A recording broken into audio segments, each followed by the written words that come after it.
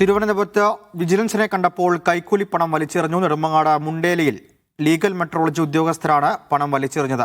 ഓട്ടോയുടെ metre പരിശോധനയ്ക്കിടെയാണ് vigilance മിന്നൽ പരിശോധന നടത്തിയത്. വലിച്ചെറിഞ്ഞ 5000 രൂപ വിജിലൻസ് കണ്ടെത്തി. സനിസ തുടരുന്നുണ്ട്. സനിസ, ലീഗൽ മെട്രോളജി ഉദ്യോഗസ്ഥരെ വിജിലൻസ് കസ്റ്റഡിയിലെടുത്തിട്ടുണ്ടോ? എന്തൊക്കെയാണ് വിശദാംശങ്ങൾ? സച്ചിൻ, നെടുമ്പങ്ങാട് മുണ്ടേലയിലാണ് ലീഗൽ മെട്രോളജി ഉദ്യോഗസ്ഥർ ഇങ്ങനെ കൈക്കൂലി വാങ്ങിയ പണം വലിച്ചെറിഞ്ഞ ഒരു സംഭവം ഉണ്ടായത്. ഓട്ടോയുടെ മീറ്റർ പരിശോധനയ്ക്കിടെ വിജിലൻസ് മിന്നൽ പരിശോധന നടത്തുകയായിരുന്നു.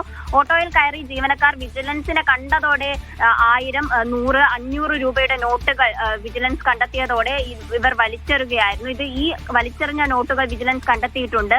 നെടുമങ്ങാട് മജ്ജ റോഡിലെ ലീഗൽ മെട്രോളജി ഓഫീസിലാണ് ഇതിനെ തുടർന്ന് വിജിലൻസ് റെയ്ഡ് നടന്നത്.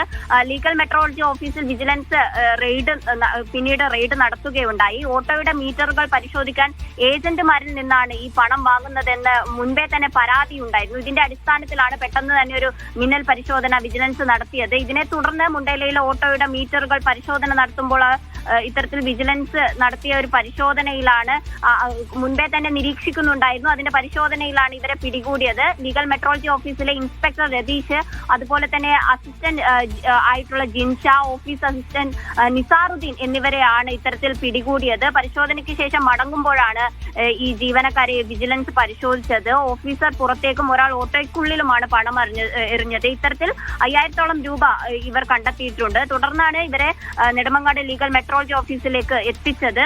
ഇവർക്കെതിരെ നിയമ നടപടികൾ സ്വീകരിക്കും. സച്ചിൻ, ശരി.